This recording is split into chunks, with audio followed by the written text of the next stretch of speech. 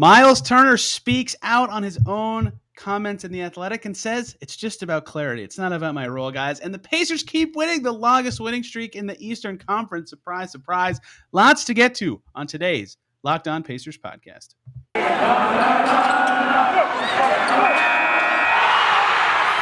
You are Locked On Pacers, your daily Indiana Pacers podcast, part of the Locked On Podcast Network, your team every day.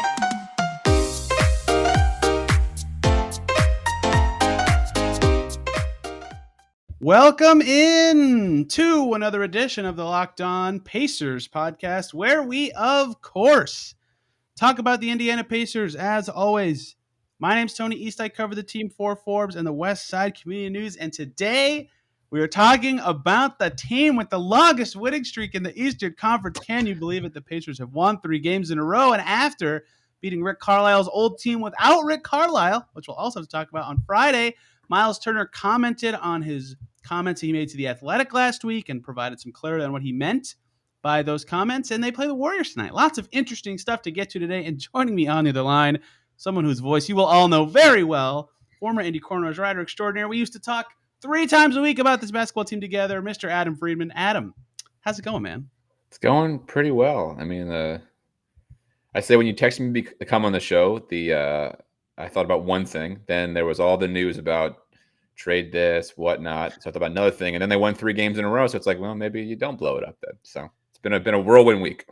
I texted Adam last Monday because I knew the Colts bye week was coming up, which felt like an easier day to have you come on. And he was like, yeah, I can either do Tuesday or Sunday. And I was like, it might be easier to do Sunday. And then everything changed this week. It changed the whole show. It changed the structure of when and who and everything. But it was wild. We've talked a lot about the trade stuff on the show already. And then Myles on Thursday goes on the record of saying, I don't like my role in Indiana. And that was not surprising. We got a hint of it at Media Day when he said, sometimes I wish I'd get the ball a little bit more, but whatever. And then he had the tip dunk against the Pelicans. And after that game, he said, yeah, I forgot what it felt like to dunk, which was a very offhanded comment. But in my head, I was like, he wishes he was around the basket more. So he clarified those comments a little bit to us after the Mavericks game. But I'll let you talk first a little bit, Adam. Were you surprised to read what he had to say about his role and his spot on this team? Can I say I was surprised Sabonis didn't make these comments first, to be honest. I think there's been like some, what do you call it, rumors, slight like bubblings of that Sabonis doesn't want to play the 4, but he wants to be a center by himself, which I think is not unreasonable. I think with Turner, he's never been the kind of player who could be like the second best offensive player on a team, right? He's just really a lot more efficient this year, and some of that might be because he's taking less shots. So I'm not surprised that one of the centers didn't speak out. I don't know if Turner's comments, I think they're like he's in the spot he is right now looking so good because he's playing at like kind of that limited role. Sure, he could probably do a little bit more. I'm not saying that he can't do like more offensively, but I'm not sure he's the kind of guy who's going to take, let's say, 15 shots a game, right? He's always going to be in that probably 10 to 12 and be your defensive anchor. So not surprised, but I don't know if I necessarily believe everything he's saying, I guess. Yeah, that's kind of what I said Friday is like it's a happy medium of like I get why he thinks he should get a bigger role. And he said after the Mavs game, like every player in the league wants to take more shots. Like, duh, we're NBA players. We like having the ball. But it's like we have 7 years of we know what you are, right? Yeah, and I get that he's definitely getting better. Like you said, his efficiency's up this year, and there is a little bit less volume. 8.9 shots per game is his lowest since his rookie year. But what was he last year? 9.7, right? Something like that. Last year was 9.2, so only 0.3 shots less, but it's still a little bit less. Also, though, a noted effort to get him more involved since this story came out. 13 and 11 shots the last 2 games. So, I get why he could feel like that. I also get why the Pacers would be like, whatever. But then his clarifying comments, I think, made a lot more sense of both being the middle ground between what it kind of perceived like he was saying and what the Pacers would actually want him to say. Because he said it was just kind of about like clarity, not necessarily, he kind of felt like, hey, I've been here for 7 years. In the last 3 or 4 years, like I've done the exact same role and I'm getting better. I'm only 25. Like I want a promotion. I'm doing air quotes. You guys can't really see me. So he said he's not demanding a trade. He's not telling anyone to get out of here. He said he's not taking a shot at anyone else. He just said he holds himself in a high regard and he wants a little bit bigger of a role. And I think that is totally fair and makes some sense. And I get why he wants some clarity because it seems like some games, like early in the season. He has a 40-point game and gets all these shots. And then earlier this week, they play Washington again, the team he had 40 points against, and he took 5 shots. He took 5 shots in that game, right? So I get why he would say, like, look, I get that I'm helping the team win, but like at some point I have to help more. Like I have to. I deserve more of a role. I've been here for so long and doing what you tell me, and I'm ready to do more. Well, it's kind of the flawed construction of this team in a whole, right? They have kind of. So we haven't even seen Warren yet, and like so he's their probably best offensive player when he comes back. So like all of these contributions is just like going to go down even more once he returns, if he comes back, and that's we can do all that, the whole caveating him and whatnot. But the team is designed in a way where he has to be basically the what we call fourth, fifth option. There's 2 centers, like he's not going to get the consistent. Like I mean, the biggest problem with him probably, and you could see it over the last, even though I think going back to McMillan, even it's like he would play 4th quarters and sometimes he wouldn't, and you never knew when he was or wasn't. And they do this like weird thing where they throw him in like cold in the last minute to play defense, and that never really worked out. So this is like, I get why he won a consistent role. The team isn't really winning right now, so it all makes sense. I don't think his problems. I think his problems more have to do with the core of the way the team was structured than like him individually, and like it's just a weird roster, to be honest. This year, early in the season, was really perplexing. Like he scored 40 against the Wizards, and then against the Heat the next night, the literal next day, he played 16 minutes. Like I'm sure he's like, what? I scored 40 points last night, right? Like that kind of stuff has to be so confusing. And I think that, like when I see that, I get why he's like, I just want clarity sometimes. Like not even necessarily I want the ball like every possession, and he said, stop pitting me and Sabonis against each other. Like this is not a shot at anyone. It's just like, how can this be my role? How is there not like every game I know I'm getting 8 minutes with the bench where I am the center who's making stuff happen, or like I know I can be assertive in those minutes because I'm like you said, they do have a confusing team construction with a lot of balance, but how is there not 10 minutes a game where I am the first or second best offensive player in the lineup, where I know I'm going to be able to get some shots up in that group? Like, and his minutes have been a little more consistent recently, but like that, he played 19 minutes against Charlotte, 25 against New Orleans, 25 against Chicago. That's a 3-game stretch where he's playing barely over or under half the game in all those games. 22 against Milwaukee. Like this week he played a bunch, and I think they're realizing that they kind of jerked him around a little bit, but I get that this makes more sense to me. Him saying clarity, and I feel like I deserve a promotion-esque thing of roles instead of just like I'm a glorified role player. I was like, I don't know about that. But I think now his comments make way more sense to me because of that. Yeah, isn't that though the kind of, they want to have both centers, but they also kind of don't want to play both centers. Like it's been this like constant thing for 3 years of like, well, we want to see if the Sabonis pairing works, but also when we play them separately, 1 year Sabonis is better by himself, the next year Turner's better by himself. And this year is the worst one where it's negative with both centers individually, but a huge plus when they play together. Then that might be a minutes thing, right? That might just be the fact they haven't played enough of the right like big minutes with each other. Like it's just like this consistent theme of like they have 2 centers. You really can't play 2 centers. I get why they haven't made a trade. They tried to make a trade. I mean, the Hayward one was sitting there and they tried to, and they gave it their effort. But at this point, it's like you just got to pick one. I mean, we knew at some point was going to come to this. We kind of, I think, before he was probably in denial, like, oh, they can maybe make it work another year. But I think you're reaching the point where if they don't start they turned around a little this week, so maybe they will settle out. But if they don't end up, let's say, at like 500 by game 41, they probably have to think about just moving one just for the sake of like getting one of them a consistent run else half of the year and into next year. Yeah, they're plus 116 this season with both on the court at the same time. What's the minutes on that though? I haven't been keeping this. Little under 500, 482. Okay, so that's like not an embarrassment. It's still small, too small of a size, but yeah, it depends who they're against too, right? I feel like they're not playing a ton of like closing minutes together all the time. Like there's a lot of weird stuff happening with the 2 of them together. I share your thoughts 100% though. Like if obviously this week is what it is, and if this keeps going, you'll forget about the off-court stuff at some point. But like if they can't really turn it around, and we talked about this before the season, before the rebuild rumor came out, before Turner made these comments, like Turner has 2 years left and it'll be 1.5 left at the trade deadline. Like that's the last time his value will be what it is before he becomes an expiring contract, and that value substantially changes or is altered in the eyes of other teams. So even before they started 9-16 and had, I don't even know what to call this, rufflings.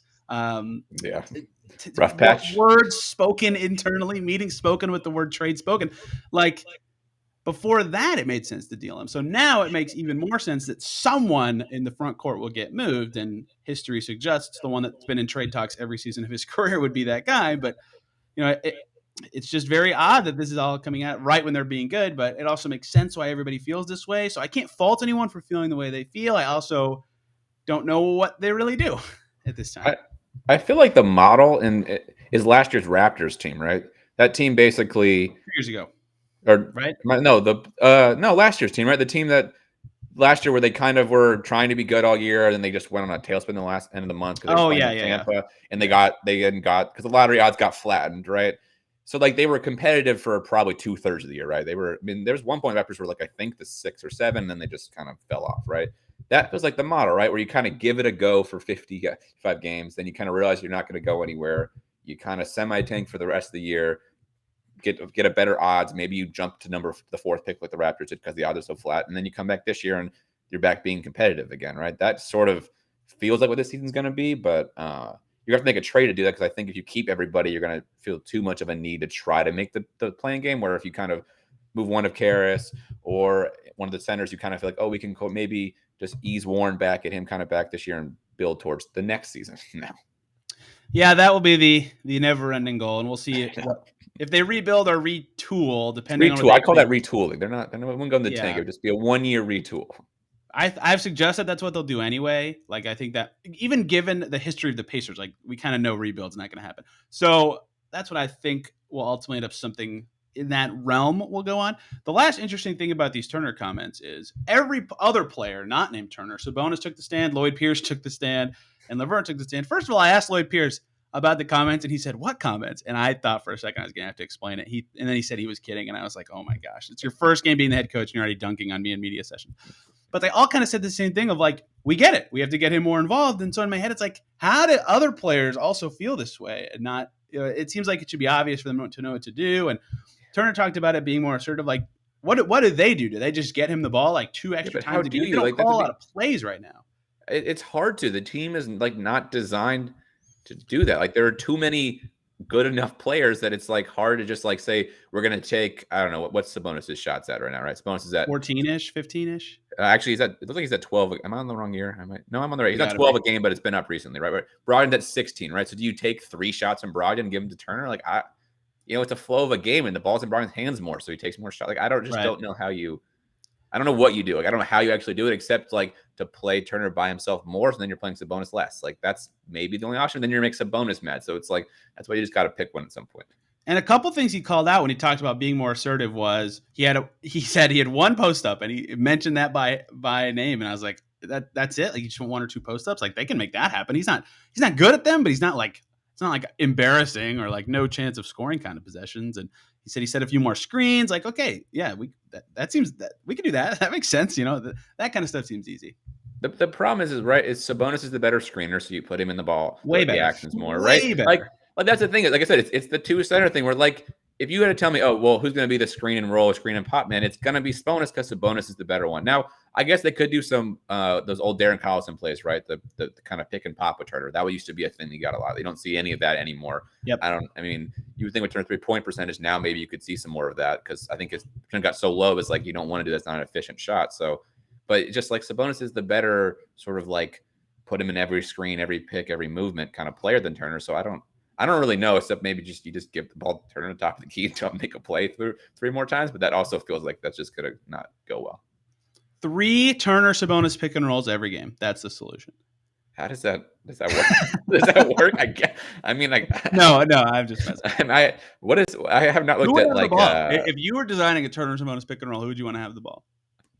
I think Sabonis, right? I think I don't know. Most Turners have been better this year, right? He's not been like he was like a 4 game last year, and now closer to 3. But I don't know. I think he wants Sabonis the ball, but I can't really it's a really tough play, really inefficient play that I'm not looking forward to running just because I want to make my 2 centers happy while I'm 12 and 16.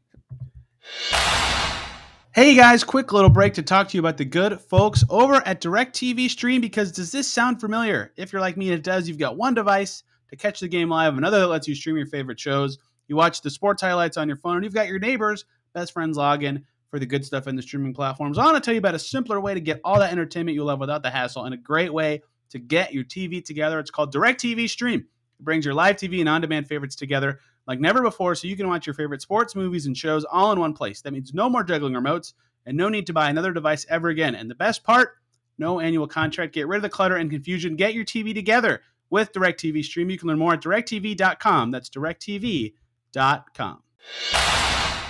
In terms of actual serious basketball stuff, the Pacers have won 3 in a row. Can you believe it? For the first time ever, a team that has aspirations to be a top 6 seed in the East has won 3 games in a row. It took them a third of the season, but they actually did it for once. So they did it. They are playing better this week. This comes right after losing 4 in a row to teams that they should be beating.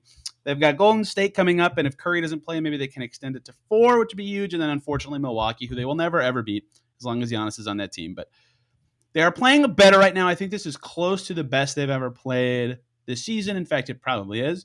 And I have my own opinions, but I'll go to you first. What do you kind of feel like they're doing better now than they were even just last week when they lost 4 in a row, or just all season in general? I mean, it has to be Sabonis, right? He just feels like he just had a better week. I mean, I'm gonna read a stat line when I can load fast enough on this computer half the time. He just had a better week than he's had really all season, right? He's been sort of like the Sabonis of old, right? He's had basically a 73%, 88%, and 70% shooting games. Like when we used to say in the past, if Sabonis was like 8 of 10 or 12 of 15, you're pretty much going to win that game. Just because when he's that efficient, it's like really hard to stop this team because he is sort of the like, he's not the focal point of the offense, but he sort of is like the sub point where if he is flowing and that means he's scoring well and he's setting the picks well, things just function better when he's out there versus when he's not, basically. Yeah, that's what I talked about with a couple guests this season and even last week with Derek Schultz is like, it seems so obvious, but like, how is he not involved a little more? It seems like a lot of times they're struggling. It's just like guard to guard to guard, and they're swinging around the perimeter, and they're not going inside, or they're not getting him the ball at all. He's not screening for anyone. And they go on an 8-minute stretch where they look horrible, and then they lose. And it seems so obvious to get him involved. And then this week he has a 15-shot game, which doesn't sound like much, but the last time he had a 15-shot game before this week at him was their previous win before this against the Raptors before their 4-game losing streak. The last time he had 15 shots before that was 11 days prior, right? Like, and 15's a lot, and I think they're better with balance than with one guy shooting a lot, but like he didn't get the ball enough for a while. It was very obvious that he wasn't close to the ball or involved in the actions enough. Lo and behold, they're like, oh yeah, he's our best player, and all of a sudden they win 3 games in a row. And so I think that focal point, which seemed a little obvious, it was surprising how little they were going to him, has been a big part of it for their offensive growth, because I mean, there's a reason he has been a 2-time All-Star. Like, I get that maybe they go to him a little too much with Bjorkgren, like almost 100 touches a game was insane, but they were down like near 70 this year. And so finding that balance has been very crucial for everybody. Yeah, I mean, that was, I think, the key to their success 2 seasons ago now, right? 1920 was the fact that Sabonis was like not just like he was in every good lineup they had. He was like out there, and he was the guy who was kind of making it all run, right? He was kind of like, would you call it like a Thaddeus Young role in almost in a way, like, right, where he sort of was like, he wasn't necessarily like all the offense, but he was doing all the like the kind of like minor plays correctly constantly, right? Yeah. Whether it was a screen, whether it was an extra pass, whether it was the switch that kind of needed to work, like he just was doing all the little things that kind of kept the offense flowing and made it really efficient. So that, yeah, I mean, I think he's been kind of struggling. He struggled the last 2 years. Last year, because he probably got too much thrown on him, and then this year it just seems like he hasn't gotten enough. And it's like they're finally finding the balance. It feels like the last couple of games at least, but we'll see if that actually holds. Sabonis last 12 games to 6 free throw attempts per game. Something we've been clamoring for him to get up is getting to the line a little bit more. And the difference being that he probably deserves a few more. He's got scratches on his arms every game now where he's like, this is where they fouled me, right here, where this big bloody line on my arm is.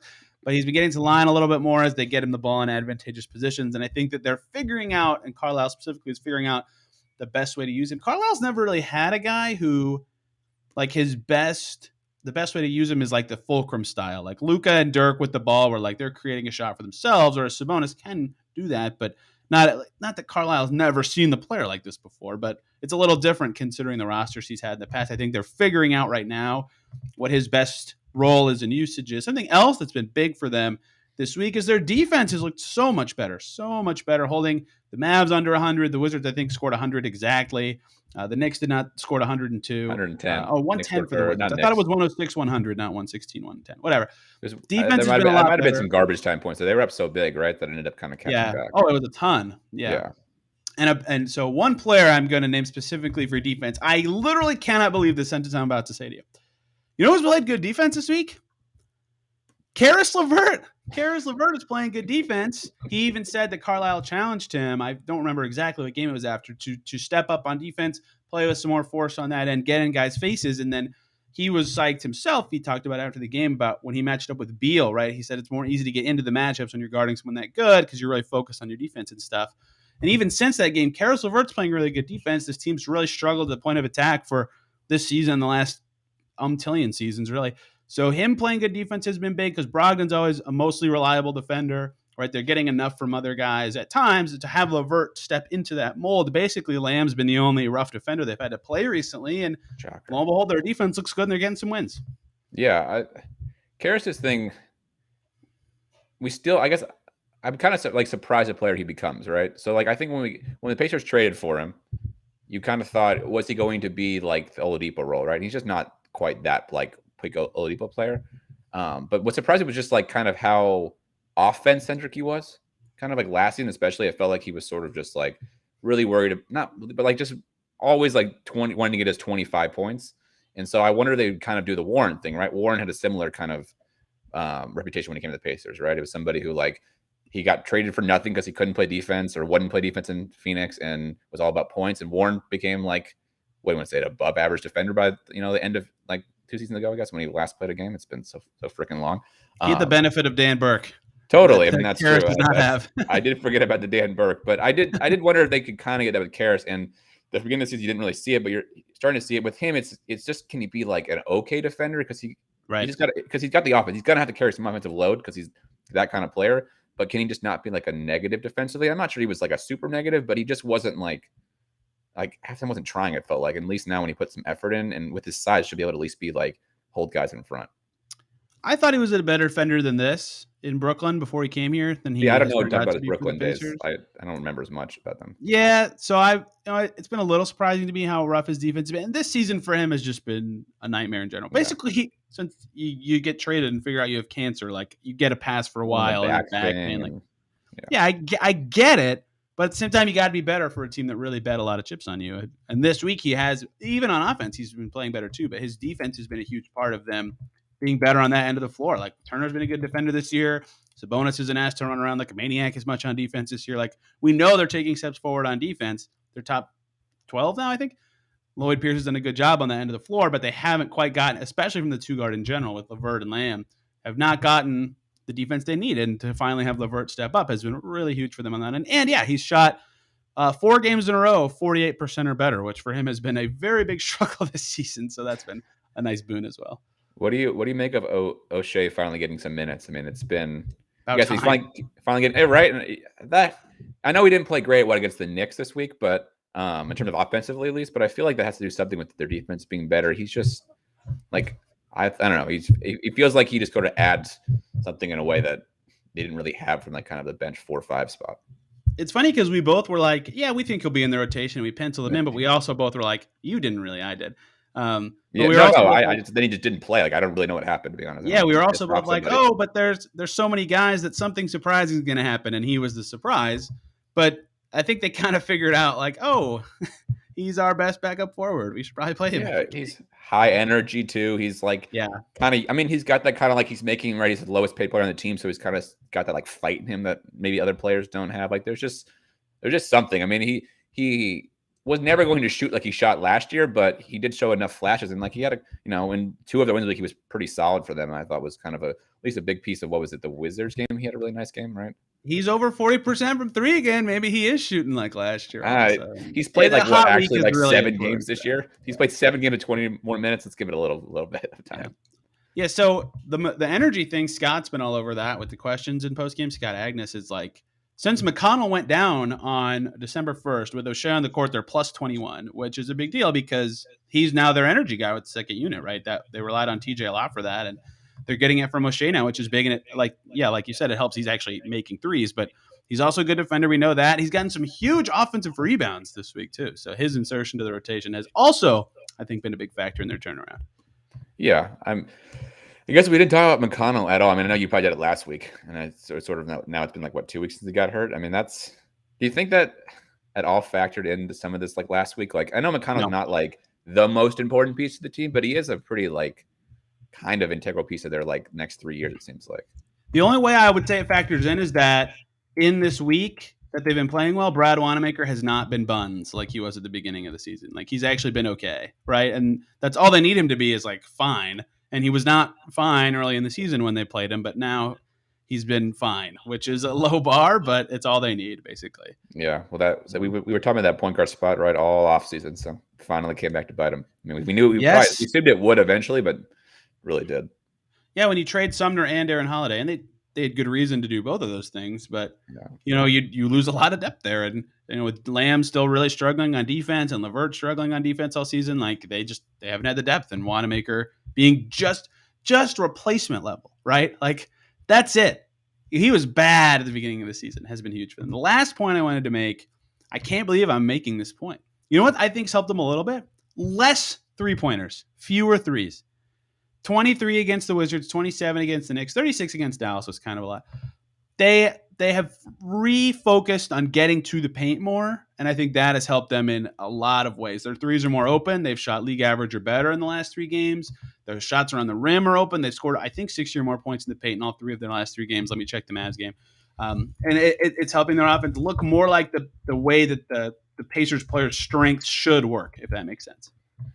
Yeah, I feel like each year, maybe it took longer than normal, but like they come out with some lofty, like we're gonna do this different, whether it's 3-point shooting or run 50 faster, points per hit against the Mavs, excuse me, still or whatever, and then they sort of eventually figure out that their best spot is like not doing that crazy thing they have to do at the beginning of the year, right? Not run fast, not take 10 million threes. It's more than the year before, but it's somewhere a little bit less because whether it's help their defense or help their offensive efficiency, there's a middle ground they have to find because the players are not really changing that much, right? Like the players, they've had the same players now, except for like Karras, basically the same ones for 3 years now, right? So the things that worked 3 years ago are what's probably going to work. Maybe you could be a little more efficient, but like, yeah, it seems like they have finally are starting to figure out that like where's the sweet spot in terms of like where they should be in 3-point shots, which is because they don't have like a ton of like they don't have the McDermotts anymore. They don't have like these like knock down 40+. They have good 3-point shooters, but not great, and they have guys who can create a little more, around the rim, right? Who can create their own shot when at least, so they should try that a little more, or like try to run like in the post a little bit more, do pick and rolls, basically Sabonis and Brogdon a little more. Brogdon and Duarte were a combined 2 for 14 from deep against the Mavs, and they still shot 36%, right? They got the right guys, the right shots that game outside of those two, which is really important. Like a lot of times I talked about last week, it seems like they have a possession where they work so hard, 18 seconds of intricate action and dribbling and driving, and then they get a kick out wide open 3 for Torrey Craig. It's like that. Is that what you wanted? You worked that hard for? And or Sabonis from the top of the key, like it's an open shot, but it's not that great. They've been a lot better at that balance this week. I think that's a big part of their offense looking a little more potent and capable recently. The Mavs game was all defense. I mean, with the Mavs shot like all defense. From 3 basically. I mean, the Mavs like they were 4 for 29 from deep. Yeah, that's horrible. Yeah, I mean, so like that. I mean, that's a combination of defense and I guess some luck. I mean, that's 3 points, kind of a luck thing. So they got to do that, but like. That's a won that game. The Pacers could have shot like even. I mean, they did shoot pretty bad. They could have shot even worse and would have still won that game just because the Mavs either couldn't hit or their defense was doing a good job, kind of forcing them into bad shots. One more break to talk about 2 other awesome groups of people. First up, the good folks over at Built Bar, because grab the protein bar that tastes like a candy bar this holiday season, or even better, the best candy bars that are 100% covered in chocolate. That's Built Bar, that's filled with so much holiday goodness, rich with decadent flavor, and covered in chocolate, and they're low in calories and sugar and net carbs and fat and high in protein. They're the best of both worlds, delicious and healthy. They have so many flavors. My favorite is a peanut butter brownie, but there's so many good ones. They give you that extra fuel you need to bust down those mall doors and battle all the holiday shoppers. Everyone is so passionate about their favorite flavor. Me and my girlfriend disagree, but peanut butter brownie is the best. You got to have some this year. You got to try them around the holidays. They're so delicious. You'll love them. Go to Built.com. Use the promo code LOCKED15 when you're checking out. You'll get 15% off your order of Built Bars. That promo code again is LOCKED15 for 15% off at Built.com. Let's also talk about the good folks over at BetOnline.ag who have you covered all season with more props, odds, and lines than ever before as football season continues the march to the playoffs. BetOnline remains your number one spot for all the sports action this season. Head over to their new updated desktop or mobile website to sign up today and receive your 50% welcome bonus on your first deposit. Just use our promo code LOCKEDON, all one word, to receive that bonus. Basketball, football, NHL, boxing, UFC, right to your favorite Vegas casino games. Don't wait to take advantage of all the amazing offers available for the 2021 season. BetOnline is the fastest and easiest way to bet on all your favorite sports. BetOnline, where the game starts. Speaking of threes, let's talk about the Golden State Warriors, the Pacers' opponent tonight. Should be a very exciting game, except Steph Curry might not play, and then it's He's very definitely much not not playing. I don't exciting. know what you're reading, but he's not going to play. There's no way. Yeah, I don't want to say any absolutes because I don't know, but I very much doubt it. I would It say seems like they wanted to break the record in Madison Square Garden. It seems like he is. I don't know how many threes away he is now. He hit 3 against the Sixers on Saturday. wasn't he 10 away going into that game? Yeah, I think he's 6 away now. Okay. I don't remember, but yeah, the reasoning for those unaware, Steph Curry is very close to the 3-point record. And they had Philly in Philly on Saturday, Pacers Monday tonight, and then Knicks tomorrow for TNT Tuesday. And so 3 and 4 nights on the road. Like if he wasn't close to the record and they rested him, like it would suck for Indy fans. It sucks either way. And I'm very sympathetic to that if you want to watch Steph Curry, but the league would just go, okay, whatever. Because he's so close to the record, it sucks doubly. But I think that they actually have good enough rest reasoning to do it, which really sucks for Pacers fans. It would have been so cool to see him try to do it. Just play him the first half. Like let him hit 5 in the first half and then just sit him. Weird. You don't do that. Like this is not like football in a, but I want to watch week Steph Curry 17 game. I know you want to see it, but it's not like week 17 of an NFL game where like the teams in the playoffs aren't trying. Like you play him a half, you got to play him the full game. Like it's weird. Like have him run around a bunch and never passing the ball just to try it. I want to see what happens. I would say I feel like Steph hasn't played in Indy at least 3 or 4 times the past 5 years. I went to a game like 17, 18, I think was the year, maybe 16, 17, and like he was supposed to play and then he got scratched right before the game. So I don't know. It's like didn't they shoot the whole big 3 against the Pacers one year? Yeah, well, 1 year, and then 1 year Steph scored like 50. Remember, was that one of the last Roy Hibbert years? Remember, right? Where he got in a fight with David Lee, or am I thinking that might be Priest, like before the Warriors. He played in Indy last year. No fans, doesn't count. Doesn't count, right? Like, I definitely recall him not playing in Indy. I remember him not playing because I was disappointed because it was when he was at the height of his, most interesting player in the league to watch by far. Like 2 years ago, COVID canceled the Warriors game in Indy. Wow, this is kind of wild. So he hasn't played in front of fans in Indy for a very long time. Yeah, and I think he missed 16, 17 game I went to that season. So might miss another one. Unfortunate for fans. Anyway, the Warriors are not a joke without him. Jordan Poole has been awesome this season. Very awesome. 18 points a game. Wiggins has been pretty good. He's hitting a lot of threes. The problem with assessing these players now the Pacers can play tonight is they usually have Steph Curry's gravity to help them have a much easier time doing everything. And that might not be the case in this game. So I don't really know how to feel about them. They like to take a lot of threes. Their defense is still very solid. They are actually first in defensive rating this year. So they're obviously awesome. They're 21-5 for a reason. But without Steph, it's a lot harder to assess how good they are.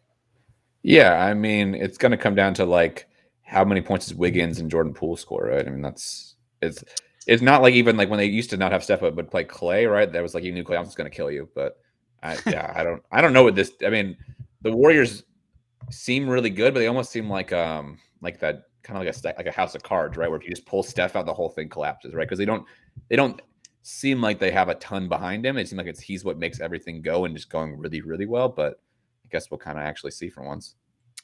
I think they will be more than a house of cards. Like Wiseman's fully practicing now. He should return probably in their next home. Go ahead. Doesn't it feel like his is the offense that keeps everything else in the offense going? Like without 100%, him, 100%. right? So I don't know. It's weird. But like Clay will help a lot, right? Yeah. And Wiseman will help a little because they don't have any vertical threats. Like as good as Kevon Looney is, he can't jump. Like it's unfortunate for them. So they'll be more than a house of cards. They currently are. I agree. But he's probably is he your MVP leader, Steph, right now? I mean, he has to be, right? The team is 22-5. I mean, I guess there's no one on the Suns, right? Really? I mean, maybe Giannis Chris Paul's been really good, and Giannis and Jokic have been good, but those teams aren't as good as the Warriors. Yeah, I mean, the Bucks though probably could end up. I'm assuming the 1 seed in the East when it all shakes out. Yeah, that could if they finish enough. 1, Giannis is a lock, right? Well, I don't know if the Warriors finish 1. Probably Steph's a lock for it. That's right? A fun race. The problem is it's hard in the West to be the one. Like I think it's going to be hard to be the 1 seed in the West, and it will be in the East. Right. But yeah, he's been. I mean, I'm honestly didn't think. I don't know. Did we pick him as MVP in our preseason? I don't remember. We were talking about. Let me look.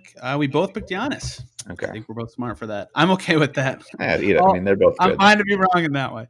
So I yeah, a mean, lot yeah. of this game is going to be. Let's go back to Lovert's defense. Like him and Brogdon doing well on Poole, they'll have nothing to create. Like Wiggins can kind of score off the dribble, but the reason he's more efficient now is because other guys are creating for him.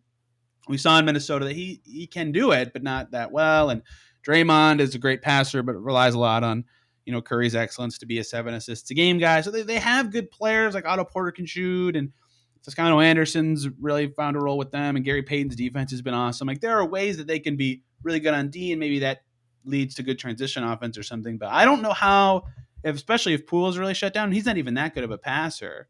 The Warriors can score that much without Steph.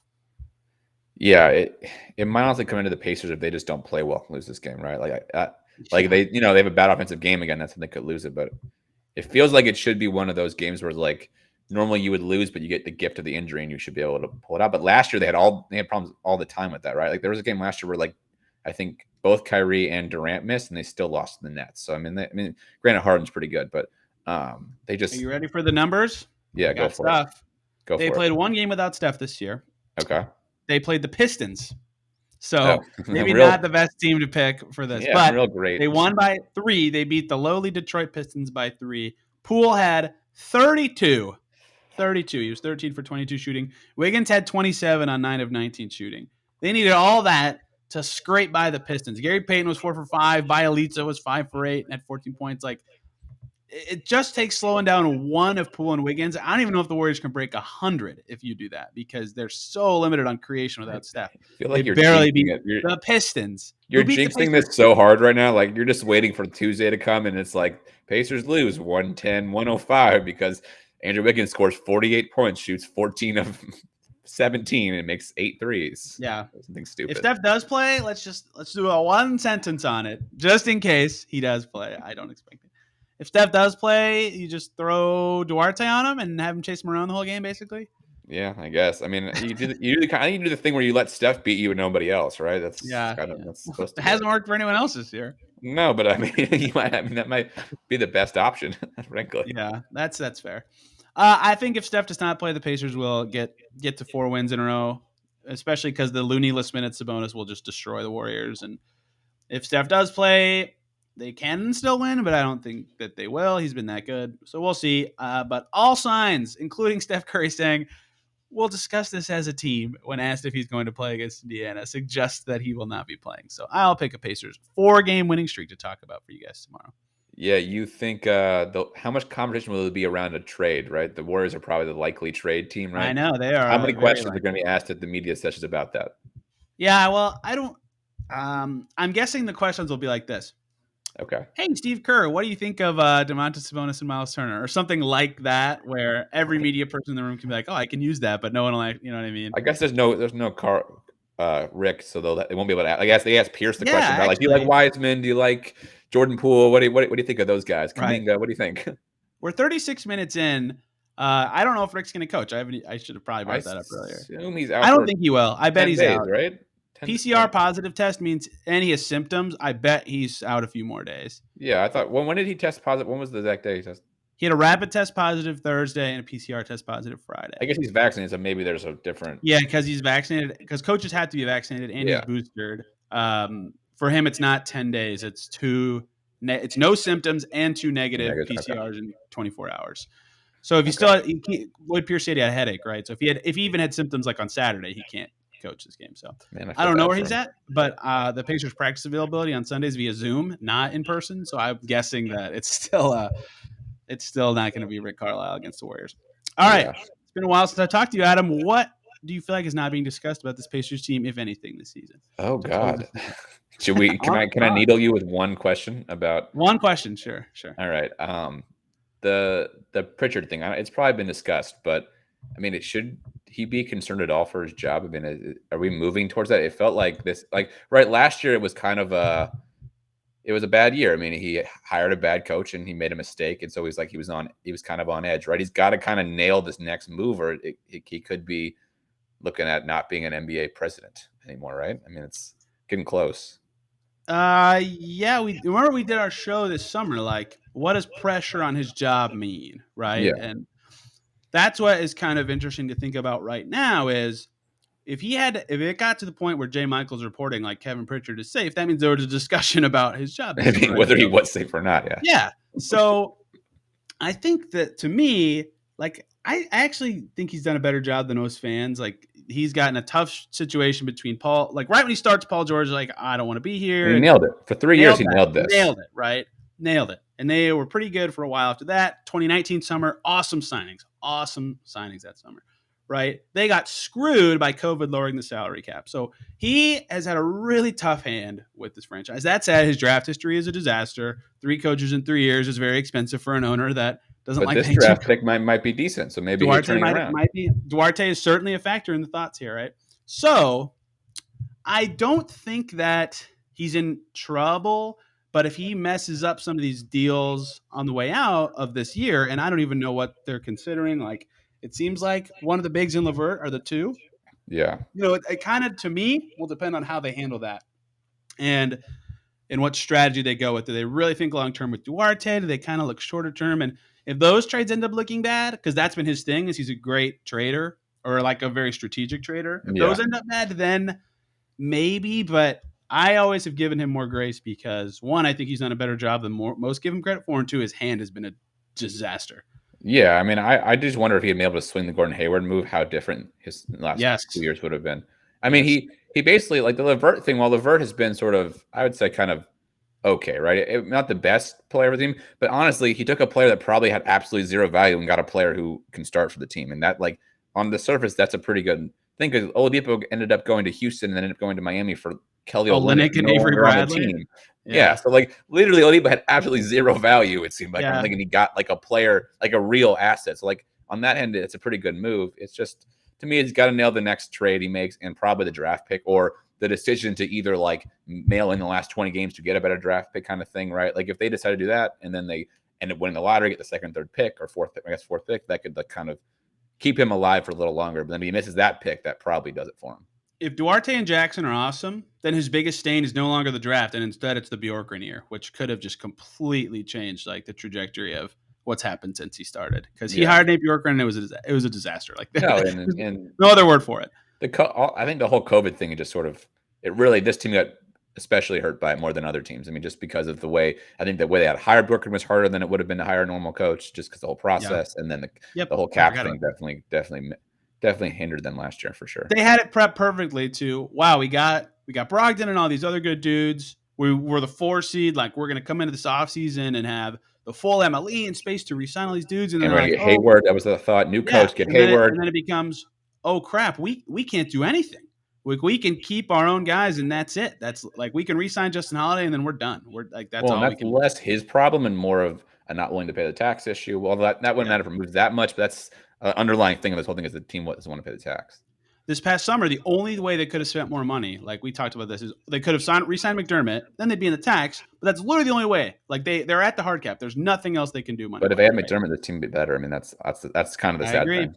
They'd be pretty and they've been a horrible shooting team this year, right? Like and McDermott was their best 3-point shooter for 3 years. So that was a great signing when he made that one. That's true. That was a good. We thought that was terrible at the time. It turned out. We thought it was an overpay but then we realized you could never overpay for shooting. Yeah, it turned out. Yeah, no kidding. I mean, they really needed this year. That could be something in their trades that they maybe not overvalue, although they have been really reflexive. This front office has at times, so maybe they will, but they really need some shooting. So I think that maybe it's just because I give again more grace to him than others because I understand the CBA a little bit, but I don't think he should I don't think there's any way that anything he could do getting out of this current roster construction would get him fired unless it's a disaster, but it definitely could put him to the point where I think he's on the hot seat. That's what I think. Yeah, I mean, I think she might even be in a little bit more of a hot seat right now than you think. Just because I think he's got to nail the moves, right? So, like, if he misses up the moves, then he might be like, to be honest, especially because I guess they could go. I guess we'll see if Buchanan ends up going somewhere else. But like, if they already have a guy they might want to make kind of in charge, then I mean, we could see kind of ownership. I don't know how much. Right, Herb is getting older. It could go to it's got to go to his son eventually. I think it sounds like so that could cause some changes too. Like, there's just a lot. The team's sort of in an inflection point, I think, a little bit right now. Yeah, Chad's been linked to like every time there's an opening, I think I see his name linked to the job. It's from Yeah. some So reporter. And yeah, Herb was specifically mentioned as finally being on board in the Athletic piece, which like what changed him? Did KP finally convince him, or did he see the product and go, yeah. Kevin, this isn't working? Like that's a different way of assessing his job security. Is if Kevin convinced him, that probably means Pritchard has a very secure job because he's got the power to do that. But if Herb saw them at 9-16 and said, Kevin, what the hell? That's very different, right? So maybe the answer to that question is the crux of this whole decision. Yeah, and like I mean, Herb is up there in age. I mean, he might not be kind of the guy in charge forever. Right? Yeah, Steve is tweeting about the team a little more, so I think he's been. Yeah, I mean, I think it seems obviously he's going to be the kind of the ownership when Yeah. at least like the head of their group, whatever. Once Sure looks like that way. it happens. I don't have anything else today unless you do. I'm good. Thanks for having me on. It's fun. Always fun. Always fun. I got to do my twice a month quota of Adam Friedman or more, especially because around Christmas time, getting guests is hard, but Adam is always willing to talk about celebrate Christmas, and I work all throughout it. Thank you, everybody, for listening today to a little longer episode. Hope you enjoyed 45 minutes of babbling. Back tomorrow to talk post-game Warriors and some other general topics. There's so much going on with this team. I still have more angles written down on my phone of stuff I want to cover from the Athletics rebuilding/retooling piece. So stick around for that. Thank you guys a ton for listening. Have a great day, and we will see you tomorrow.